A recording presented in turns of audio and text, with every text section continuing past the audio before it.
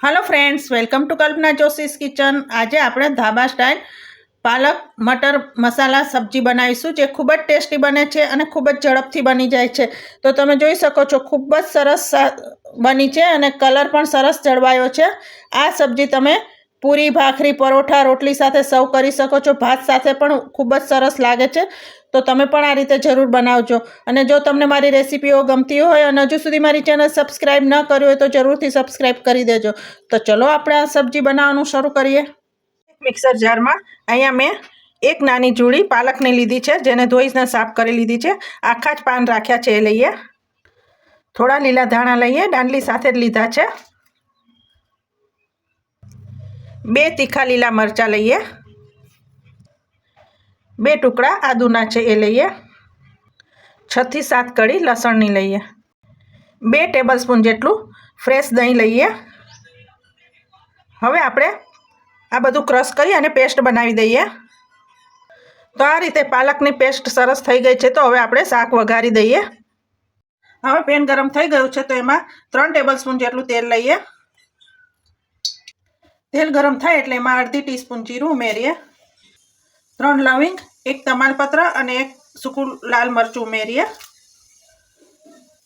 1/4 teaspoon હિંગ લઈએ।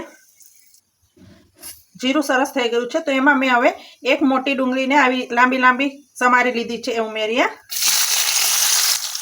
અને સાંતળી લઈએ। થોડી બ્રાઉન થાય ત્યાં સુધી આપણે સાંતળી લઈએ।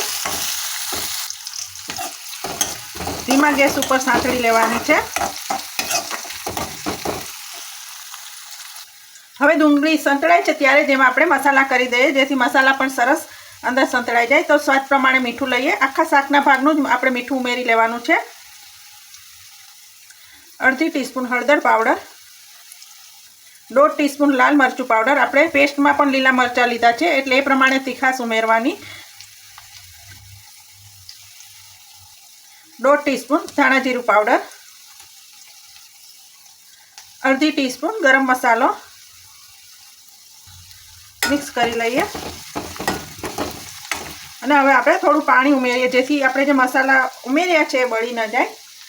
2 ટેબલસ્પૂન જેટલું આપણે પાણી ઉમેરીએ, મિક્સ કરી લઈએ। હવે આમાંથી તેલ છૂટું પડે ત્યાં સુધી થવા દઈએ।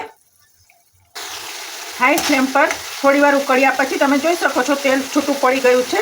તો હવે આપણે 1 કેપ્સિકમ લઈશું, જેને મેં નાનું નાનું કાપી લીધું છે એ ઉમેરીએ। ખૂબ જ સરસ ટેસ્ટ આવે છે, જરૂર ઉમેરજો। મિક્સ કરી લઈએ। તો કેપ્સિકમની સાથે જ આપણે વટાણા પણ ઉમેરી દઈશું। અહીંયા મેં 1 કપ ફ્રેશ વટાણા લીધા છે, જેને આપણે ઉમેરી દઈએ। મિક્સ કરી લઈએ। તમે ફ્રોઝન પણ લઈ શકો છો। હવે હાઈ ફ્લેમ પર આ બંનેને મિક્સ કરી અને વટાણા ચડે અને તેલ છૂટું પડે ત્યાં સુધી આપણે થવા દઈએ। હવે આપણે ચેક કરીએ તો તમે જોઈ શકો છો તેલ છૂટું પડી ગયું છે અને વટાણા પણ સરસ કૂક થઈ ગયા છે। તમે જોઈ શકો છો સરસ વટાણા કૂક થઈ ગયા છે। તો હવે એમાં આપણે જે આપણે પાલકની પેસ્ટ બનાવીને રાખી છે એ ઉમેરી દઈએ। તમે જોઈ શકો છો સરસ ગ્રીન કલર રહ્યો છે।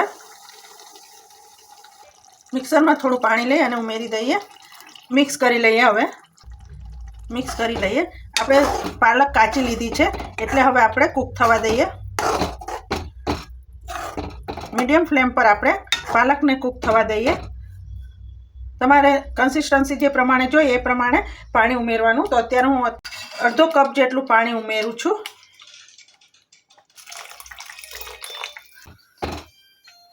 હવે આપણે ઢાંકીને ધીમા ગેસ ઉપર ચડવા દઈએ, કારણ કે આપણે પાલક કાચી ઉપયોગમાં લીધી છે એટલે ચડવા દઈએ।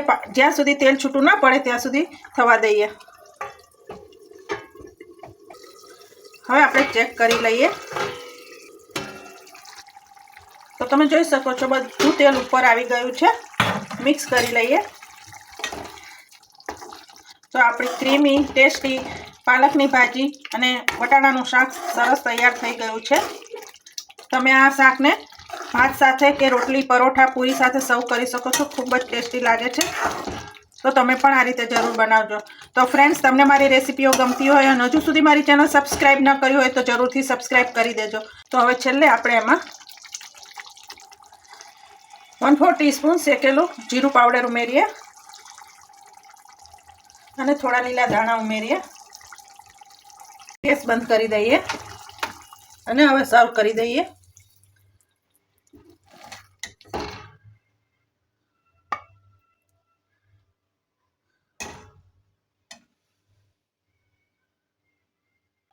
તો ફ્રેન્ડ્સ, તૈયાર છે પાલક મટર મસાલા સબ્જી, જે ખૂબ જ ટેસ્ટી બને છે. અને આ સબ્જી તમે પૂરી, પરોઠા, રોટલી, ભાખરી સાથે સર્વ કરી શકો છો. ભાત સાથે પણ ખૂબ જ સરસ લાગે છે. તો તમે પણ આ રીતે જરૂર બનાવજો.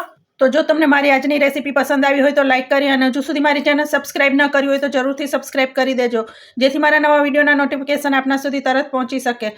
Thank you.